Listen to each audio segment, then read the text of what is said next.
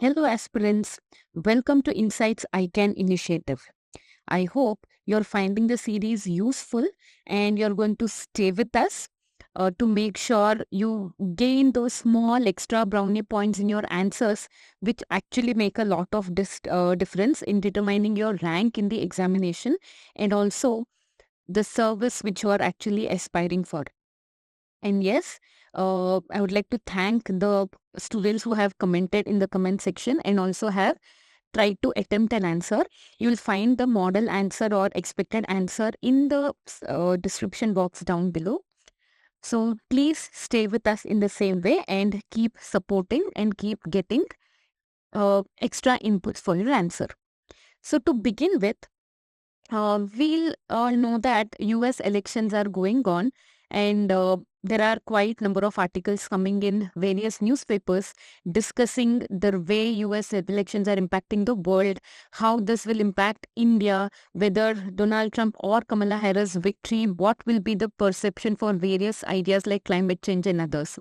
So today, yesterday there was an article in the Deccan Herald, where there was definitely a question relating to US elections, but it was discussing an overall idea called democracy. That is, if you see here, the whole article spoke about democracy is quite dissent. So as we are very popularly knowing that democracy comes with a term called dissent, that is the right to differ from ideas what the government is doing or the right to differ from one's own opinion and the opinions of others. So dissent has always been a common ingredient of democracy. But if you see the terminology here, the word used is dissent, which means decline of democracy. So the author of this article was questioning, is it that there is a decline in the idea of democracy altogether? So let us not constrain ourselves to whether democratic practice in US elections is coming down or not. So we have picked up some points from the article which will help us to analyze the way democracy is perceived world over today.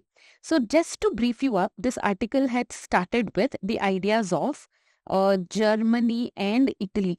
So as you know, Germany and Italy were main players in the Second World War, and both of these governments came to power using democratic practices. However, using the same democratic institutions, they were trying to collapse the structure of democracy by becoming authoritarian rulers. If you see Mussolini in case of Italy and Hitler in case of Germany, correct? So this article was trying to tell that the values of democracy was aptly framed by American Revolution and French Revolution, which laid the foundation of rule of law, which made conditions of constitution and rights of the citizens. However, the same ideas were misused in Germany and Italy to further individual causes of authoritarian rulers. So this author quotes one of the books which is titled How Democracies Die, which was written in the aftermath of Donald Trump getting elected in the US. So we'll see what are the 4 behavioral warning signs of authoritarianism. So this could be a very good content for our essays. Let's say we get a topic like, for example, democracy. Is it an idea that is waning or is it an idea that is growing? Or let's say, is democracy as an idea a flickering flame or rising tide? You can take this down as well. Is democracy a flickering flame or a rising tide in today's world? So if we get questions in this manner, we can go about by explaining how many authoritative leaders are there in the world, or in many countries this is continuing. So what are the features? We'll quickly take a glance. So when a politician rejects in words or in action the democratic rules of the game, that is, they might not be respecting free and fair election, they may not be respecting fundamental rights of the citizens. So this is one of the examples which tell they are rejecting the democratic rules of the game. The second one, denial of the legitimacy of opponents, that is, the importance of an opposition party in a democracy is always undermined if there is an authoritarian leader. The third one, tolerates or encourages violence, that is, though they are very vocal about non-violence, most of the time violence is secretly or outrightly supported by them when their followers are doing it. The fourth important feature is indicates willingness to curtail the civil liberties of opponents, including the media. That is, if there are some individuals in the opposition party who are questioning the government, their fundamental rights are curtailed. Let's say if they write a column in the newspaper, they might be arrested by various laws made by the government. So these four features are very important to identify whether a leader or a politician is turning authoritarian in nature. Correct? So next, let us go to the idea where it is based on another book where we have the topic discussed called What Threatens Democracy in the Modern Idea. So here we have a common topic discussed called Power in Malignant Form. Okay, power in malignant form, that is in one of the powerful form. So when power goes into the hands of those authoritarian leaders, they try to keep the control of the government or the society with them using 3P technique, or they're also called 3P autocrats. So these kind of terms are very good to conceptualize your idea on what an autocratic ruler looks like. So one of the P's that we'll discuss here is populism. That is idea of gaining popularity among the public over a long period of time. Next comes polarization. Polarization refers to the idea where some sections of society that are downtrodden will completely be neglected in the administration, and they will be turned to be declared to be a kind of outsiders and enemies to the idea of a nation. The third P we are talking about here is post-truth. Post-truth. So what is the meaning of post-truth? It is very important here. In the cases where post-truth as an idea is followed by leaders, mainly emotions will rule the whole dictations. That is, emotions are more important than, we can tell, facts that are true. Facts will be taking a back seat, emotions will be ruling, and it is a time when the emotions of the public will be utilized by autocrats to control the government. So if you see, this idea of autocratic leadership is going on in many countries of the world. Let's take, for example, it has recently occurred in one of our neighborhood, that is Bangladesh, where the leader who undermined the institutions, as we saw in the first slide, undermined the rules of democratic game. The elections in Bangladesh were rigged to a great extent. We can tell it is a sign of an authoritarian ruler. At the same time, government puts efforts to see that their checks and balances of the rule are violated. For example, you can take, let's note down the example of Bangladesh here. You can also quote the idea of Israel, where the government had made genuine efforts to curtail the freedom of judiciary, and large-scale protests were seen here. The third example that was recently making news is Venezuela, where again the leader who, though many exit polls showed that the leader didn't have a lot of favor among the public, he still won the election, for which people came out on the streets and started protesting against the whole process of election. We can also talk about many African countries where democracy is overthrown. Democracy is overthrown by military dictatorship, military rule. So there is a time when we are talking about, there was a time we can talk when democracy was the best available version of government, because it gave people the rights to choose their leaders or choose the one who make laws for them. However, over a period of time, though there is no idea of outright threat to democracy, we are definitely seeing a kind of weaning of democracy, even in the countries where democracy has been a major source of inspiration. So we can also be prepared for an essay coming up on the same topic that I've just mentioned in the class. democracy. So the next topic was again from the Deccan Herald newspaper. And if you're seeing, we are covering good content from Deccan Herald. So if you find time, do read Deccan Herald newspaper, as of late, their editorials are very informative and quite enriching when it comes to taking up examples for our answer writing. So, this editorial was about disability rights, why words matter. So, as we know, disability or persons with disability is considered under vulnerable sections of Indian society, and they become relevant in GS paper 2 for governance. So, this article briefly talks about how making laws, we already have a law here to give rights to the persons with disabilities. We have had campaigns called Accessible India campaign to make our landscape accessible to public or accessible to persons with disabilities.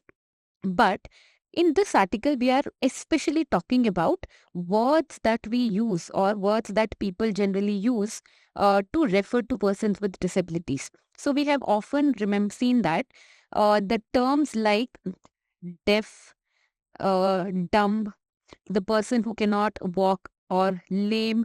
Usually, these terms are used as derogatory terms in the fact that if somebody is trying to abuse another individual in many of the common languages, these terms are used to accuse someone or to scold someone. So, with this idea, the whole article tells that how the idea of ableism, that is, a person should be capable of doing all the works by themselves. This is called ableism. How this idea is a deeply entrenched one in Indian society is the highlight here, correct? So, being deaf, dumb, or lame was not an option that individuals have chosen themselves. It is a natural process, or through an accident it has happened, and considering that to be a derogatory term is definitely not the right way of treating the persons with disability. So yes, the author again talks about equal rights. So have we given equal rights to persons with disability? Answer is yes, because as we just mentioned, we have a act in the parliament called Rights of Persons with Disabilities Act. But have we given them equal respect? We can definitely tell the answer is no. That is, whenever we see a person with disability, we usually get the idea of sympathy rather than treating them with respect or treating them equally to any individual and giving them the idea that being disabled is not taking away any of their rights. This is the second point highlighted in the article. The third one is a troubling social pattern the author talks about. So this troubling social pattern is nothing but how the society is using these terminologies to make sure from one generation to another generation, we transfer this idea and teach the youngsters also that having disability is against an idea that society is accepting. So it's definitely a troubling social pattern. So the next one here is, ignore this please.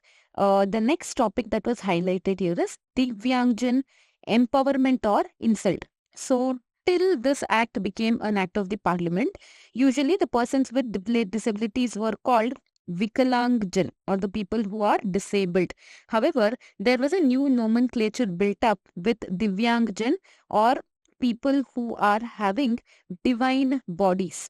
So again, the author here argues that giving the notion of divine body is definitely not an idea that promotes equality.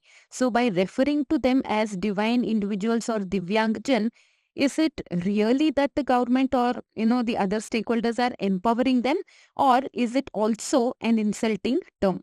So this is a question we need to ponder when it comes to rights of persons with disabilities. The author also talks about social and political apathy. That is, very recently, when we just were going on through the 2024 election seasons in India, many of our political leaders in their political speeches or campaigns have referred to these derogatory terms while accusing the opposition leaders, irrespective of which political party was in question. So, Even when political parties don't care about using respectable terminology for disabled, how about a common person and the society? We can definitely not expect them to behave in a responsible manner. An Election Commission of India had given a guidelines after such speeches that please do not disrespect the persons with disabilities in the speeches. The next one is about language, that is reinforcing negative stereotypes. That is, language, if you know, has a lot of impact and is acting as a transmission of culture. Language acts as a medium of transmission of culture. So when this language has such an important role, by using such terminology frequently in our day-to-day lives in front of the youngsters, we are nothing but reinforcing the negative stereotype related to persons with disabilities and definitely not making the world a better place for them. The last one, ignorance masked as humor. Many a time when we counter people who are using such derogatory terms, they tell that, sorry, I was not aware. It was just for fun, I have said. This thing which acts as fun for one may be hurting the sentiments of a person who is not okay with these kind of terminologies being used. So this whole idea is again pointing towards a question as in whether making a law is sufficient to eradicate any social ill. It may be related to person with disability, or it may be with respect to any other ills that Indian society is suffering from. Will making law be enough effort to make sure we are erasing it off? So in this context, we can see what Indian Supreme Court has told. Indian Supreme Court very recently has released a handbook concerning persons with disabilities. So it has told that use sensitive and respectful language. This guidance is also given to judges when they try to hear cases related to persons with disabilities.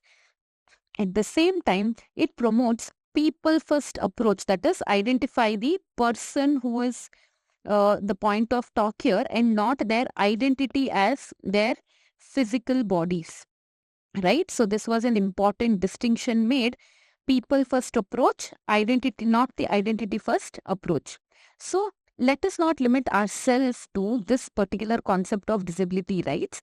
Recently, Supreme Court in its judgment with respect to child betrothals has told that mere banning of child marriage through a law may not be working. We need to have a dedicated uh, budget from the central government to create awareness among the people, create some competitions like child marriage mukt villages or child marriage free villages. So these efforts from the governance or these efforts from the local level is extremely important to make sure these deep entrenched practices and biases are really removed from the society, because they are very deeply rooted, and just a law at the center and punishing people for the same may not be an apt solution. So I would like these viewers who are watching here to help me with some more such social uh, ills, or let's say social paralysis that have been banned by the Indian government, but we still do not have much efforts at the ground level to make sure we are completely eradicating the social ills. So please point out a few such issues. It will definitely be appreciated. So this article's discussion is also including a particular story, okay, kind of novel written by Sadat Hassan Manto called Naya Samvidhan. So in this novel, the author, he's a Hindi author, has discussed about how changing laws or creating new constitutions may shift the legal framework, but without a change in societal mindsets and behaviors, those reforms may remain ineffective. So we have just discussed this about disability.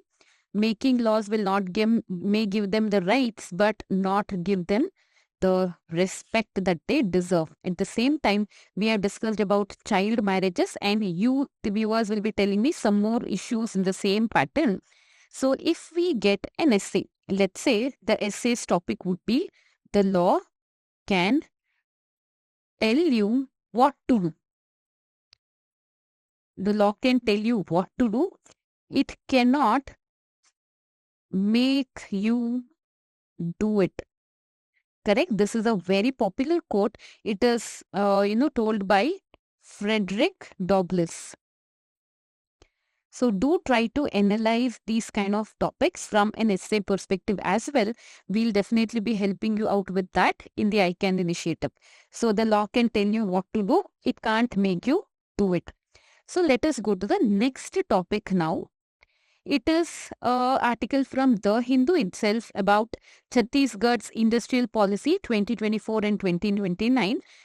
So basically, the crux of this whole discussion of this topic is that there are many initiatives taken by certain state governments which act as a replica for center to create a model throughout the country. For example, we can take Manrega scheme. It was first started in the state of Rajasthan, and now even urban Manrega is a mechanism started in Rajasthan. We can talk about midday meal scheme where Tamil Nadu state becomes the pioneer of it. Karnataka's, Sakala Act, which talks about time-bound delivery of services. So these are some role model, or we can also talk about Bhumi project of the state of Karnataka. So these are some landmark initiatives taken by the state government, which can definitely be taken as a replica or a model to be emulated throughout the country. So in many problems that we are facing, let's say for this Chhattisgarh example, when we talk about Make in India or increasing manufacturing sectors, contribution to GDP, we need a concrete industrial policy. So let us say this Chhattisgarh model of policy looks very promising, and we can take leaves out of this policy in our in national level policies as well. So let's just quickly look into what is the idea of Chhattisgarh's policy. So they're basically aiming to transfer the state into a self-reliant and industrial hub. So mainly they have identified three major stakeholders. Other aspects include giving loans to MSMEs, encouraging new businesses, but it has quite similarity with the national policy. But here they have identified three major stakeholders who would be very relevant to the whole process, and will basically look into that aspect.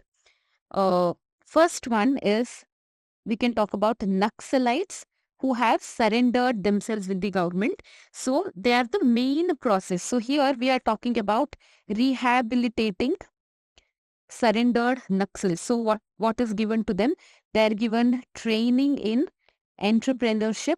They are given financial support under the scheme to support industry. So basically this will help them to leave behind the conflict and regain respect through meaningful work, and also getting them involved in the community. So this is one important aspect of industrial policy of Chhattisgarh. The second major group that they are targeting is the people of third gender. So here they are offered again in a similar pattern support and training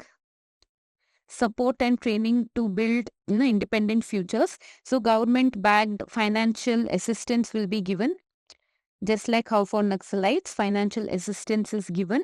They'll be encouraged to start their own companies, or let's say own enterprises here, making them self-sufficient and self-dependent. So various models of governance are included for third gender. The third major category of people that are focused here is women of Chhattisgarh, right? So they have a major role in socio and economic life of Chhattisgarh. So many measures are taken to support women entrepreneurship. Women entrepreneurship in the form of, tax concessions are given to enterprises that are being run by women. At the same time, it also focuses on developing skill set for women and making sure they achieve economic independence. So this model of Chhattisgarh is highlighting that it is the Naxalites who have surrendered. They need support from the government. Third gender is a vulnerable section, needs the government push, and also women from many tribal communities need the support from government. And if they are given the wings, they'll definitely fly the state of Chhattisgarh higher, especially in the industrial sector. So to remember, to identify stakeholders or important vulnerable sections in every state or in every country's every issue, and how they can be integrated in various schemes and programs. Let this be a model for you to answer any of the questions asked in GS paper 2 governance. So we'll go to our next state that has been making news for a small topic, but it has a lot of difference. That is, you would have heard of World Bank's idea of ease of doing business, and of late, from past 2 years, it's not being published. But we see that India's rank had drastically risen higher. This was mainly done to encourage foreign investments in the country, so that this FDI will help develop India's economic growth. So of late, Andhra Pradesh is making rounds with a new version of ease of doing business. They have replaced it with speed of doing business. That is how quickly you'll be able to start and do a business in Andhra Pradesh. So they claim that Tata Consultancy Services have signed a deal with Andhra Pradesh in just 90 minutes. So this is a record breaking time. So remember, just to use the term speed of doing business when you want to talk about why foreign investments in India, or why ease of doing business matters so much, or why we are still not able to attract those important industries into the country despite improving our ranks in ease of doing business report. So what has the model Andhra Pradesh has accepted? It has streamlined the governance structure. It has digitalized the processes by re-engineering government processes. So remember the term re-engineering, because digitalization was done not on the ruins of what was left, but an entire government mechanism has been changed here. The third point, capture a larger share in global data center investments, as data centers are the new talk in the town. Then making Andhra Pradesh a prime business destination. So this model, or the term speed of doing business, is a replica of AP government that definitely can be replicated at the national level. The next article we have for the discussion is a topic that had come up in Hindu, where Assam and Meghalaya villages come together against illegal sand mining. So as we know, Assam and Meghalaya are the two states that are still having certain disputes with respect to the land border. So despite these confusions and disputes that exist, people are seeing that the Manda River, which is commonly shared between the two states, it is facing illegal sand mining, and which has led to a lot of ecological impact on the area, directly impacting Gangetic dolphins. So, forgetting all the ills and all the differences between the two, villagers have come together and have protested and written certain appeals to people around, and especially the major stakeholders who can really put a hold on this, so that the differences or the issue of sand mining can be solved. So, though this is some uh, news hidden in Hindu newspaper, this is an area where we can put or we can use it in our papers. Let's say we get a question in GS paper 2 on federalism. So federalism is a topic that is frequently repeating in our mains. One important aspect of it is cooperative federalism. So let's say when idea of cooperative federalism is enshrined not only between the governments, but wherever the government cannot reach, people also will act as the idea for cooperative federalism. Let's say it can also be called as an example of grassroots governance, right? So it shows that when local communities collaborate across state borders, it can fill the gap left by state machinery, demonstrating that effective governance often begins at the local level. So at the same time, GS paper 3, we can use it as role of communities in protecting environment. This could be a relevant aspect. At the same time, we know that in GS paper 4, it has a lot of relevance in the topics like moral courage, or moral courage of a group, we can talk it as collective moral courage. Correct? So it can be cited as an example of active citizenship, where community members take responsibility for enforcing environmental protection without waiting for government to respond in these cases. And let's say if we get some topic in a similar pattern in our essays, the case study as it happened that if we come together, any barrier or any differences can be erased off if we stress on the matters that actually impact us in real life. So there could be a replication of this topic in this idea. So the last article for the day was based on a news that was published in social media handles of Better India newspaper. So it was referring to the Bollywood actor Shah Rukh Khan, who recently celebrated his birthday. So the article contained details of the Crystal Award that he has won in 2018, not for his acting, but for the social cause that he supported. This is an award given by World Economic Forum. So, Mir Foundation is an NGO supported by Shah Rukh Khan, where he furthers the cause of acid attack victims or the women who face gender-based violence. And this is a screen grab of the website called Mir Foundation. Here you can see their tagline, "Together Stronger." So, to her, stronger. So, there were many social media campaigns also run by the actor with the hashtag Together Stronger. So, we'll see how this idea of an actor supporting the acid attack victims will be relevant in our UPSC exams. So, Mir Foundation story would definitely be a good, important topic for gender-based violence in GS paper 1. So, acid attack victims are facing the challenge of gender-based violence here, and we can say that leaders like Shah Rukh Khan, or basically we can talk about Mir Foundation, who can definitely bring a shift in social attitudes towards the acid attack victims who are often not taken with the positivity in the society.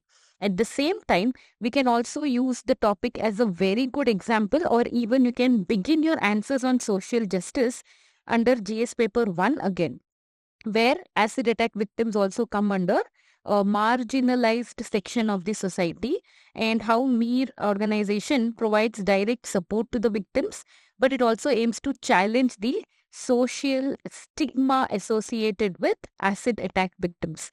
So remember to note this down under GS paper 1. At the same time, in GS paper 2, we have a topic called role of non-state actors or NGOs in good governance, where NGOs like Mir Foundation can support the cause where government support or government presence is lacking. So this is where non-government organizations can really make a difference in social welfare, and we can tell celebrity-driven initiative. Celebrity-driven initiative in GS paper 2. And in paper 4, when we talk about, it is responsibility of a public figure. So here, Mr. Shah Rukh Khan, who is having a lot of fan followers, when he supports a socially good cause like this, the effect it reflects in a commitment to corporate social responsibility as well. Though this is a concept that is legally applicable to companies, any public individual who has a lot to do with the society also can have the idea of corporate social responsibility. So remember the cause of responsibility as a public figure.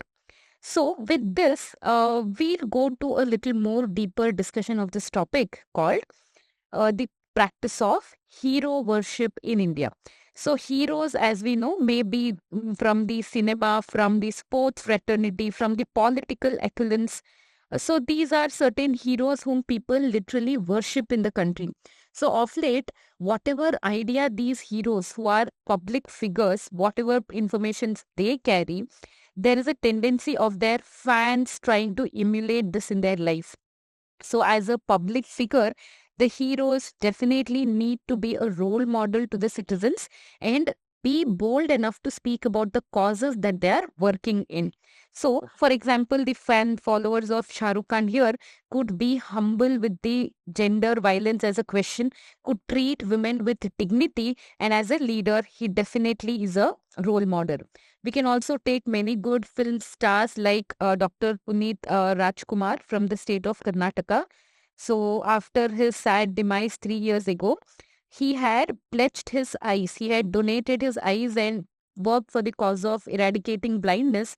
And as after his death, thousands of followers from the state pledged their eyes for the cause of eradication of blindness. So now this kind of heroes are the ones that are needed for a society, and definitely we can use them in a positive note in our answer.